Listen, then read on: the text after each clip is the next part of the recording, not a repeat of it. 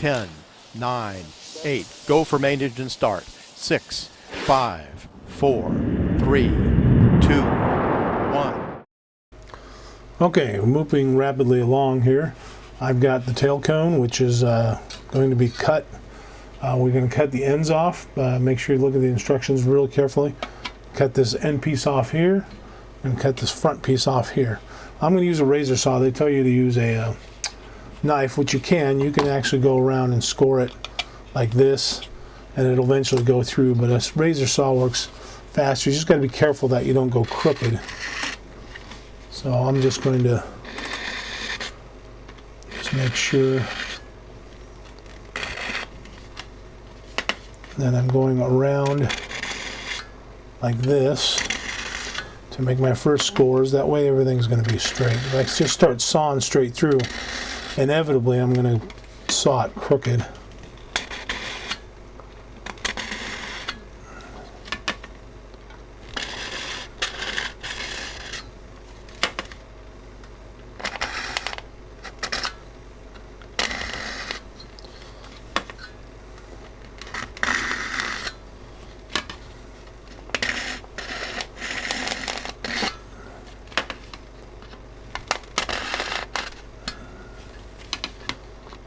Alrighty, and eventually we will be all the way through this, making a bit of a mess.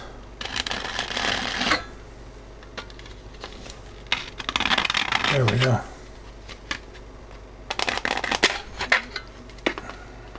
Okay, now we're completely through, and I'm going to take my sanding stick here, and I'm going to actually just clean that off and make sure that's square, and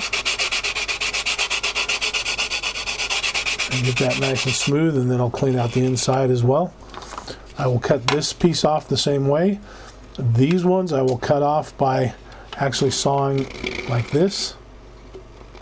You can see how I'm going through it fairly easily. I'm going to try to make sure I don't cut too deep, because then I'm going to screw that up and they're going to be too wide. So I'll be very careful on that, and we'll get those cut out, get them all cleaned up. Okay, I've got the end pieces cut off and cleaned up. Now these holes here, I've only cut out these because I'm not sure about how my fin unit's going to go. I know 2 fins are short, 2 fins are long, so I haven't cut these out yet till I actually do my fin units. But I sawed across here. They're a little bit rough. I'm going to sand them out with my sanding stick, and I'm also going to sand out this molded seam here as well while I'm at it, and then I'm going to turn it over and polish it out and get that all ready to go.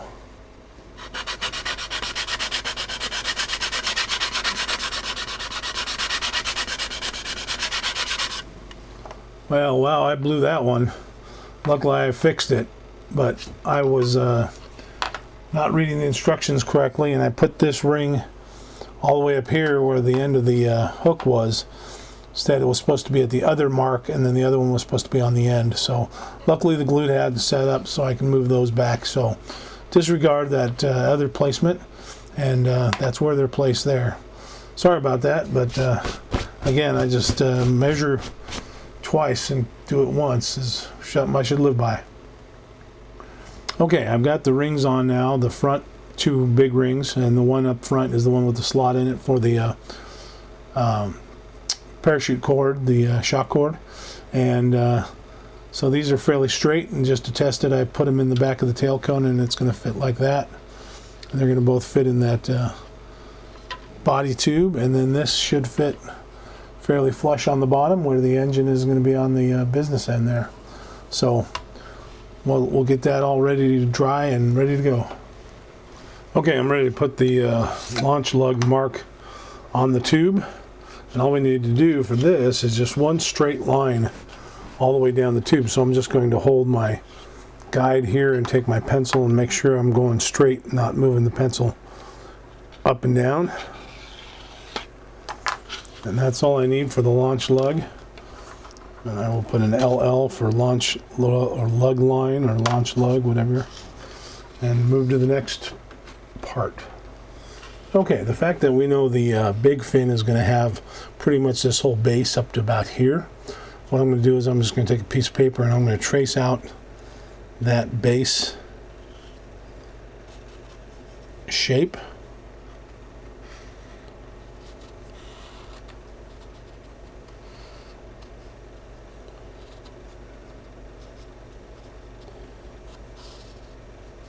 Like so.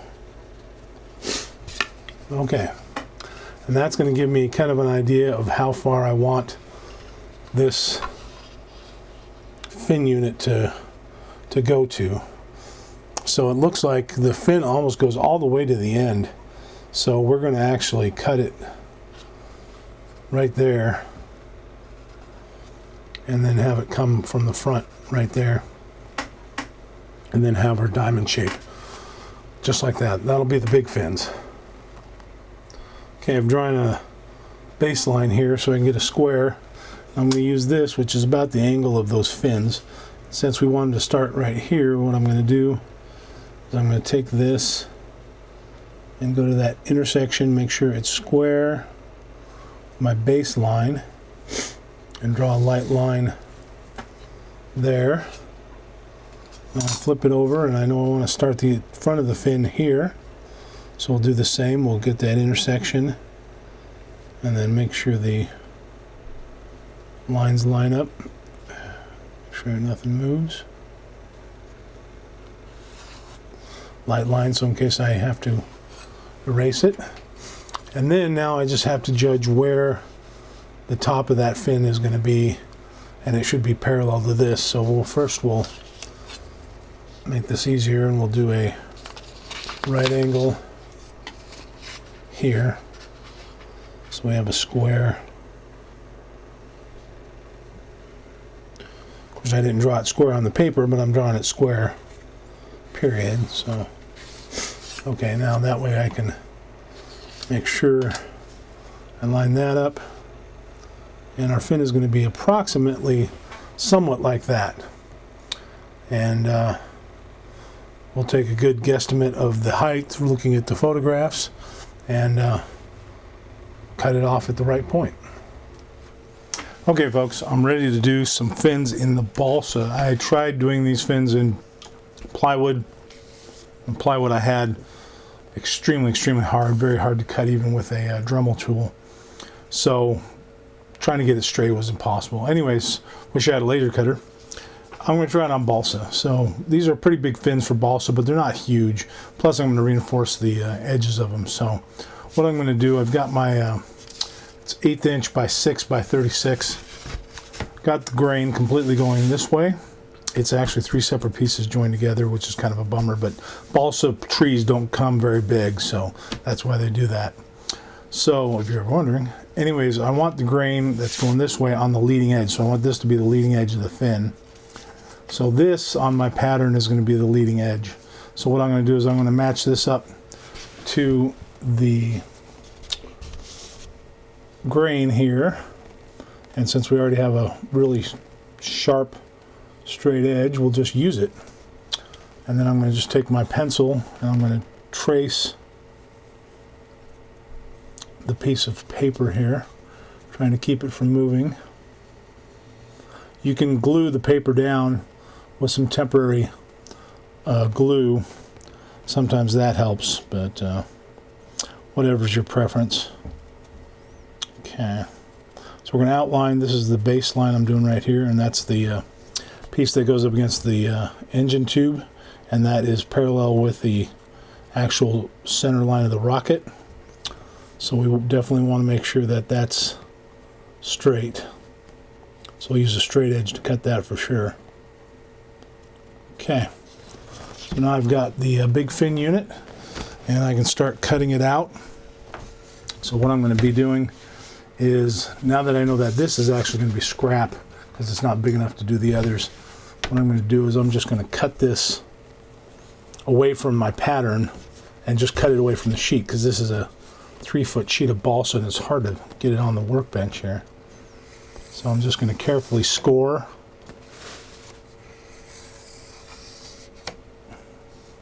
Make sure you got a sharp blade. Balsa cuts much easier than plywood for sure. So, like I said, hopefully with the using the sanding sealer and my reinforcing techniques, these fins will be just fine. And usually it's best to have one of these self-healing mats to cut into. Get them at any art or hardware store or online at Amazon. They have some pretty inexpensive ones that actually are true self-healing. Just make sure they're true self-healing, because there's a lot out there that are just a rubber mat and they don't close up on the cut marks. We're almost through. You can hear it cracking through there. Don't try to push it too hard, because your knife can always slip and cut yourself. So just score it again and again. Okay, so now we've got a manageable size. So what we're going to do is, again, using our ruler. This one doesn't have it, but if you get a ruler with a cork back, it actually works better because it grips and won't slide on you. So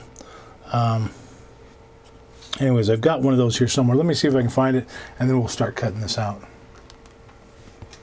Okay, I actually found my ruler with the cork on the back, so that'll make it nice because it won't slide on the balsa. And I also darken the lines with the pencil. Just make sure if you darken the lines, you don't have to press harder, you just have to do more lines. Because if you press hard, you'll end up going into the balsa since it's so soft at this point. So what we're going to do is we're going to line everything up. Just make sure you got a nice clean edge here, and we're going to make sure that we're using our straight edge to do this. And I can cut from off the fin onto it. And again, just be careful that you do this in light strokes and don't push it and end up having this slip and cut your hand. Okay, so I've got that, and then I'm going to score deeper. And balsa and paper and cardboard will dull a knife faster than anything. So make sure that you change your blade often. And if it starts to snag, definitely that's a sign to change it out. So now, kind of show you, this is chipping out at the edge. So that's why I went beyond the actual area that I want, so it doesn't chip out in the middle of the fin. It'll chip out where I don't really care where it is. So this one's getting hung up a little bit. This balsa is a little wet here, or something, or harder. Okay. And don't get in a rush. There we go. Okay. So now you can see that's a really, really sharp angle, nice and smooth. And we'll do all the other pieces. These will have to be freehand, these curves, but that won't be too much of a problem. So I'll finish those and have my fins done. Okay, now that I've got this form, before I cut these pieces here out, I'm going to sand it smooth. That way I don't have to worry about these pieces breaking. So I'm just going to put a piece of 220 sandpaper on a flat surface, and with even pressure I'm going to move it across and get it straight. Okay, I've got my fin cut out, and unfortunately the first fin had an issue, and this is something I didn't really address, but you can kind of see on here there was a big knot in the wood, and even though it's balsa wood, that knot was as hard as heck trying to cut through it, and the knife slipped cutting through it and gave me a real bad line, so I had to start over again. So at least I had plenty of balsa to do it. Now to fit these, that's the leading edge and that's the trailing edge. It looks like I do need to trim these down a little bit to fit in there, at least on the back side. So we'll do that and try to get this stuff to fit. I did widen this one out a little bit with my sanding stick, just getting it in there and widening it out because this wood's a little bit thicker than the stuff that comes in the kit. So we're pretty darn close here, so we'll just trim that and then we should have a good fit. Okay, after trimming just a tiny bit from this back edge here. See how it fits now. There we go. Okay, looking pretty good. There's a little bit of a fit issue here, so I'll just do some light sanding to get that as flush as I can without damaging it. And if there's a little bit of gap left, it'll be filled with the epoxy. I did have a little chip out at the back. What I might do on the further projects is what I'll do is I'll sanding seal this wood first and then cut it, and that way then I won't get that chip out. So, but not a problem. We can actually put a little blob of epoxy there and fix that. But this is going to be a big fin unit. So I'll do the rest and we'll be ready to go to the next step. Okay, I've got it to fit pretty darn close. I mean, there's a tiny bit of a gap, but that'll be taken up by the epoxy. I had to be very careful at this corner here from not snapping it off, because it's just not a lot of strength there. So anyways, this is going to look like a big squid. So anyways, I'll work on the other fins. Okay, done with the fins. A couple things I learned about doing these kind of fins. First of all, the balsa is very delicate. You got to watch out for that chip out. If when I do it again, I'm going to actually seal these up with sanding sealer on the actual board itself first. The other thing, when you're cutting it, you can put a piece of tape down and then cut through the tape. That'll keep some of the chip out from happening. Other thing I learned, this wood had 3 pieces laminated together, and the centerpiece, apparently whatever they use as the glue, which is almost invisible, is extremely hard and extremely hard to cut through. So when I did a cut like right through here, the knife kept stopping right there, and it was hard to cut through, and it kept getting crooked the more pressure I applied. So best thing to do is do a fin that is small enough that you can use one piece of balsa wood, or get a piece of balsa wood that's big enough that's one sheet. That would be my recommendation. So other than that, it's a pain. It really is, but they fit good. So this is what the small fins are going to look like, and they're going to fit right up against there. And the big guys will be like that. So that is going to be simulating the Rascal guided air missile idea, and we'll treat these like regular fins. Okay, I'm ready to install the shock cord onto the motor mount, and it's going to fit right there. Before we put that in the body tube, this is the shock cord they give you. This is just a rubber. I don't like this so much because it's fairly strong this way, but when it stretches, heat hits it from the engine ejection charge, it just breaks. So I'm going to use this stuff, which is a hemming material for people who do sewing, and it's made with some rubber strings inside nylon sheath. So it's a lot stronger, plus it's not as susceptible to heat issues like this stuff. So what I'm going to do is they give you the right length. You don't want to shorten this at all. You want that long length so the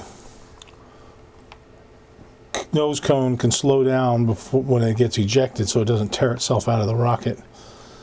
So you do want a little bit of length here. So okay, so we're going to just measure them up to be the same, and then I'm going to just give it a little bit extra here because I'm going to be doing some knots and things. So I'll just cut it right there. This will go back in the bag. Okay, now one thing I want to do is the ends of these get frayed pretty bad, so I want to melt the ends. So I'm going to take my candle,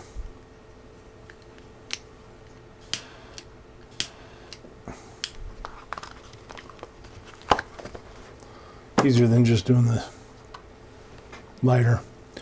Anyways, you can see that these are frayed, and I'm going to actually just put them near the flame, and it's going to melt them and close them off, since the nylon's plastic based. Let's do the other side. That one's really bad, look at that. So it's going to burn off those little extra little bits and melt the ends, so now it's nice and clean. Okay. So, got our motor mount system here, and basically this is going to go through this slot here and then make a knot on the other end. So it may not fit right like that because it's a little thicker than that other rubber stuff. So what I'm going to do is I'm just going to carve out a little bit of the slot here. Just making sure I don't cut into the tube itself. If I cut into here, it's going to compromise that strength. So just be careful there. Okay. Now that will go through. Okay. Now what they're talking about is actually putting a double knot on the end of that. So that's what we'll do. So we will just tie this off. Make sure you got enough length. Do one. Get tight, and this will keep it from tearing back through that slot. Okay, there's the second knot. Okay, so we've got a nice big knot there, and just to make sure that it doesn't unravel,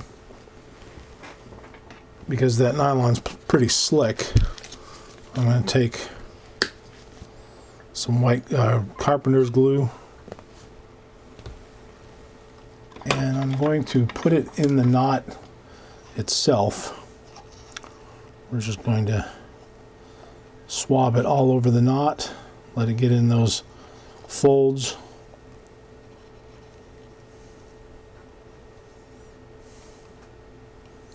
And I'm not going to let this dry in a big blob, because then it'll get kind of crispy. So what I'm going to do is I'm going to take my fingers and I'm just going to lightly work it into the knot, all those crevices. That way it's not going to be crispy. Okay, so now that is ready to go. Gonna be nice and tight. That will never come off unless it breaks somewhere else. Okay, now we're ready to move to the next step. Okay, now the instructions are showing, after we did the double knot and put that cord on there, to actually put some glue in the tube and then slide this in there, and then use this back piece as a setting device to make sure it sets quite correctly. Now they show gluing the this in there as you push it in there, but what I'm going to do is I'm just going to set it in there, let it dry, and then pull this back out just to make sure everything's glued correctly. That way I can get in there, do a fillet in this area right here too. So let's figure out some measurements here. They don't give you a measurement of how far to put the glue in. So let's do some measurements to make sure we got that right. Okay. So what I'm going to do is I'm going to put that tail cone on there. I'm going to pull back. Actually, let's just put that to the edge. And then this is what we're going to do once we have the glue. That's going to actually set it in there. Pull it tight. Okay, now we can actually remove this piece. And you can see how it's going to set in there. So we know we want the glue at least, see this ring, this back ring is about here. So we're going to pull this out. The front ring is about here. So we want our glue before that, so it actually pushes in. So we'll put 2 glue rings right where I just put the X's, which is in front of where these rings are going to be. So let's get messy here with the glue. And for this, use my stick. I'm going to measure that where that X is, where I want to put the glue. I'm going to mark on the stick. This is a cuticle stick. I get them at Sally's Beauty. They're real cheap. You get a whole bag for a few bucks. And then now I know exactly how far to push that in and spread the glue. So let's actually pull this whole thing through. Okay. And let's start putting in a bunch of glue. And we want quite a bit in here. We want it really strong. So I'm going to take the glue, get it on my fingers, take my stick, okay, and then I'm going to go into that line, the depth of the line, and then I'm going to smooth the glue in there.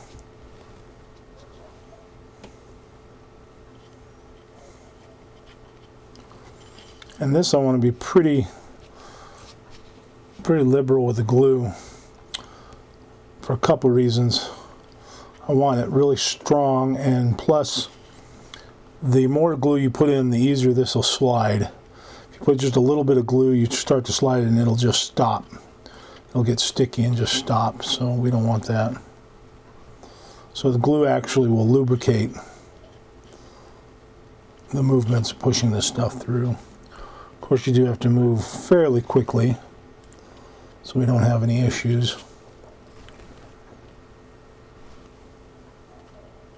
Okay.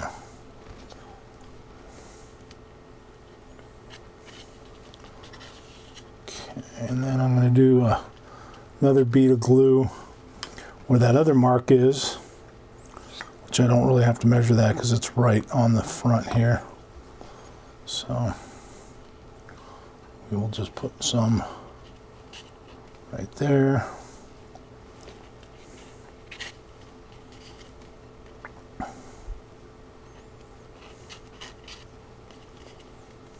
And we will be able to get in there and do those fillets. Like I said, that's why I'm making sure the tail cone doesn't glue on yet. Okay. Got a ton of glue in there. Now we're ready to push this thing in. And make sure you get the cord through there first, because if that gets glued outside, it's going to be a big problem. Okay. So now we're going to put this in there, and you'll feel the glue start to want to stop. We're going to stop it right there. And then we're going to take this and we're going to set it to the correct length, or depth I should say. Okay, so that's the correct depth. And then gripping the tube just slightly, I'm going to pull this back, double check it, pull this back, the cord, the actual hook, make sure it's actually up against here. Okay, one more time.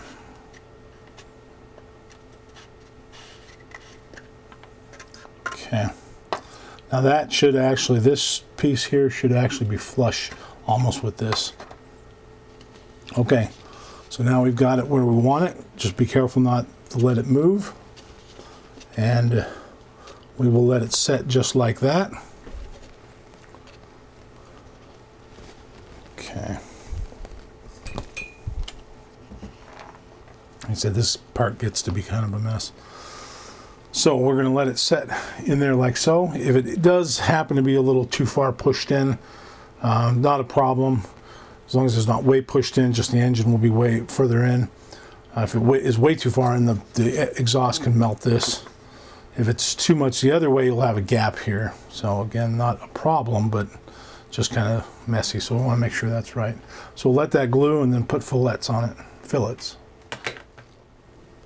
Okay, I'm just adding the fillets here on the inside of the body tube, or right around the body tube.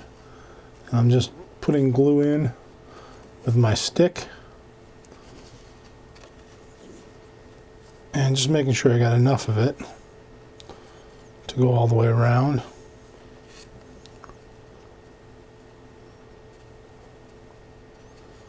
All right, need a little more glue.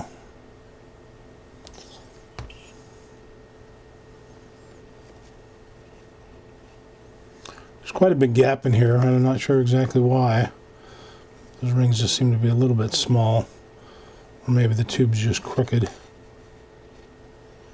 But anyways, so what I'm going to do before I put this vertically to set, I'm going to actually put the tail cone on there and smooth out that fillet. Turn it around and then pull it out. And that way it'll have a smooth transition in there. And then I'm going to take the some water and clean this off before it dries. That way I got a smooth area to put some epoxy on it and super glue combo to try to get it to stick to the rocket. So okay, so we'll clean that, and that should give that ample area to work with. We'll let it dry and then we'll flip it over and we'll get it from the other side with that stick.